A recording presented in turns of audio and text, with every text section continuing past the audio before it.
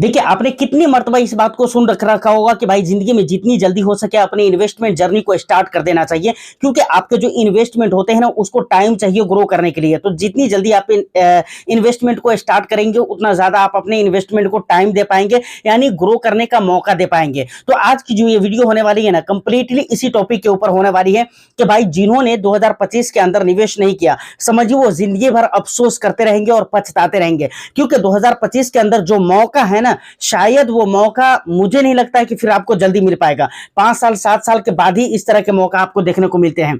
क्यों मैं ऐसा बोल रहा हूं, पूरा डिटेल्स में डेटा के साथ में कंप्लीटली जानकारी आपके सामने रखने वाला हूं। तो ऑफ कोर्स वीडियो बहुत इंटरेस्टिंग होगी। बस एक लाइक कर दीजिए, शेयर कर दीजिए। चैनल को अगर अभी तक आपने सब्सक्राइब नहीं किया है तो चैनल को भी जरूर सब्सक्राइब कर लीजिए, क्योंकि आपको पता है कि भाई इस तरह के इंटरेस्टिंग कंटेंट मैं आपके लिए लेकर आता रहता हूं।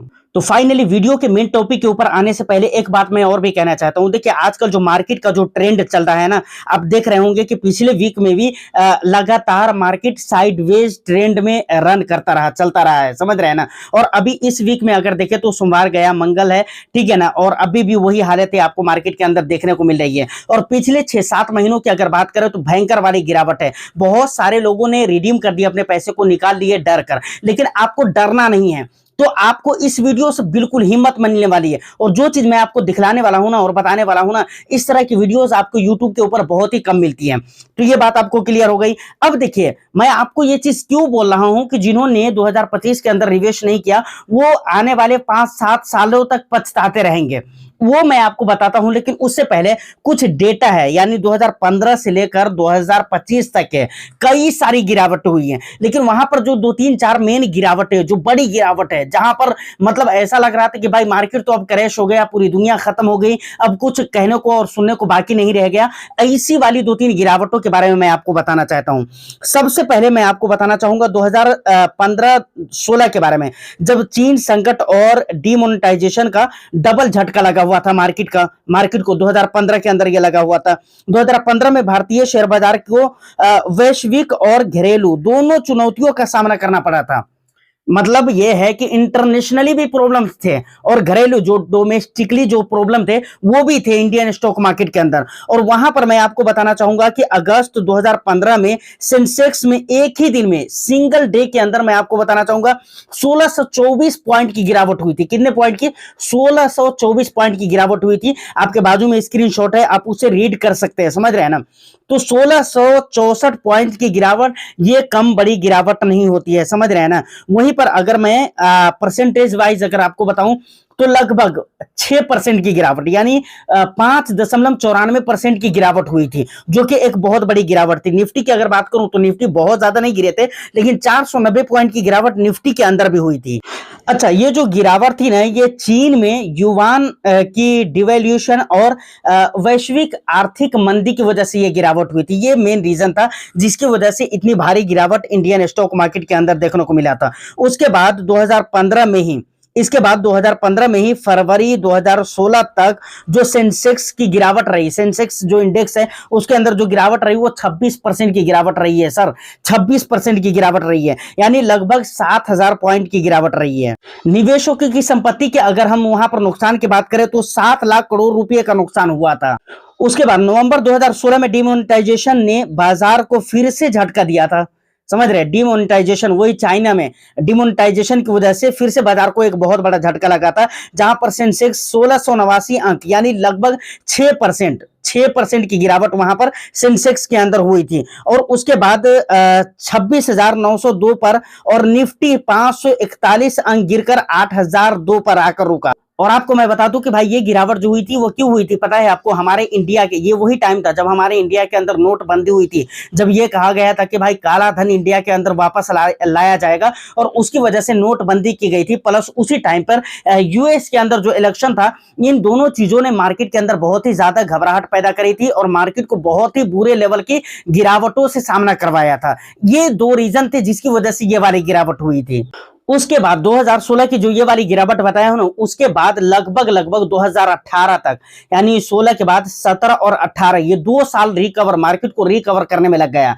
लेकिन मार्केट उसके बाद जो रिकवरी हुई है वो बहुत ही हाई लेवल की रिकवरी हुई है। उसके बाद जो मार्केट के अंदर बहुत बड़ी वाली गिरावट हुई ना 2020 कोविड-19 के टाइम पर पूरी दुनिया को इस महामारी ने हिला कर रख दिया था। इंडियन स्टॉक मार्केट की अगर मैं बात करूं तो भाई एक सोच कर देखे कि 41,000 सेंसेक्स 41,000 से गिरकर आपको पता है 25,981 तक फिसल गया था। मतलब 41,000 से गिरा और 25,000 पर आकर रुका हुआ था, 25,981 पर आकर रुका हुआ था। यानी ये कह लीजिए कि कुल टोटल परसेंटेज वाइज अगर आप देखेंगे तो 37% की गिरावट हुई थी। भाई ये कहते हैं ना मार्केट के अंदर 40-50% की गिरावट हो तो ये असल में एक्चुअल क्रैश कहलाता है। और ये वो टाइम होता है ना जहां पर लोग मतलब समझिए सारा चीज इधर से उधर हो गया होता है, सारा सिस्टम हिल चुका होता है, समझ रहे, ये वो टाइम होता है। और वही टाइम 2020 के अंदर मार्च के अंदर देखने को मिला हुआ था।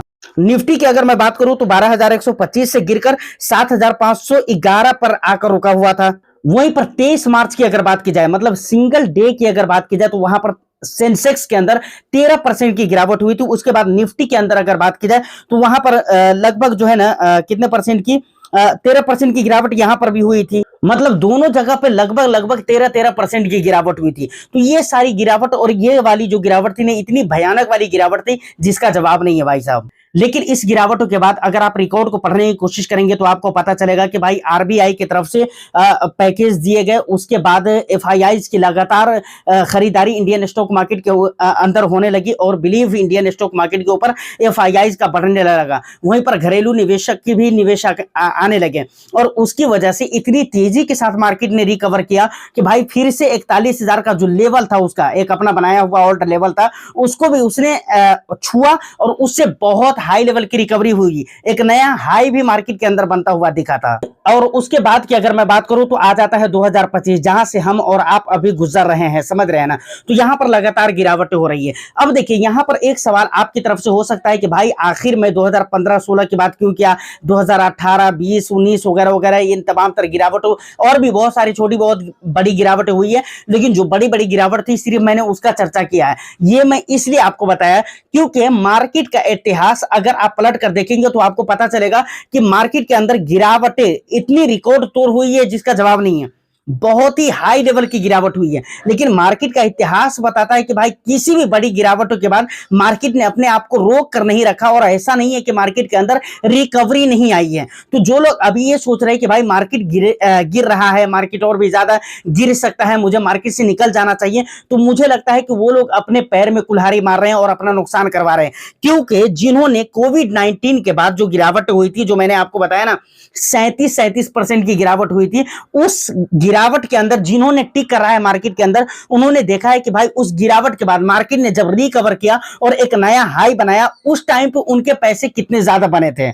उससे पहले की अगर बात की जाए तो नोटबंदी के टाइम पर भी मार्केट के अंदर अच्छी खासी गिरावट हुई थी और उस टाइम पर जो मार्केट के अंदर बंद कर रहे तो रिकवरी होने के बाद मार्केट में एक अच्छा खासा पोजीशन बना था और नया हाई बना था, वहां पर भी लोगों के ऐसे अच्छे खासे पैसे बने थे। 2025 के बारे में भी वही चीजें 2020 के बारे में भी वही चीजें कही जा रही है। उससे पहले अगर 1996 वगैरह वगैरह की गिरावट देखेंगे, 1991, 1996 या 94 वगैरह की गिरावटों को देखेंगे या फिर 1999 की गिरावट को देखेंगे तो वहां पर सारी चीजें देखने के बाद आपको यही पता चलेगा कि हर गिरावटों के बाद इन्वेस्टर्स जिन्होंने रुक कर रहा वो मार्केट के अंदर भाई पैसे बनाया है। मैं सिर्फ उन गिरावटों की बात इसलिए नहीं किया और रिकॉर्ड इसलिए नहीं दिखलाया क्योंकि वीडियो बहुत ज्यादा लंबी हो जाएगी।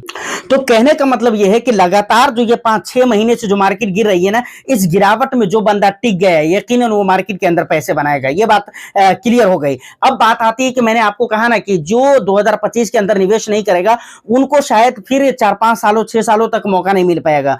मैंने इसलिए कहा है क्योंकि इस तरह की जो गिरावटें होती है ना वो मार्केट के अंदर बहुत ही लंबे लंबे समय के बाद देखने को मिलती है। ये हर साल और हर महीने या हर 6 महीने 8 महीने पे इस तरह की गिरावट आपको देखने को नहीं मिलेगी, समझ रहे हैं ना।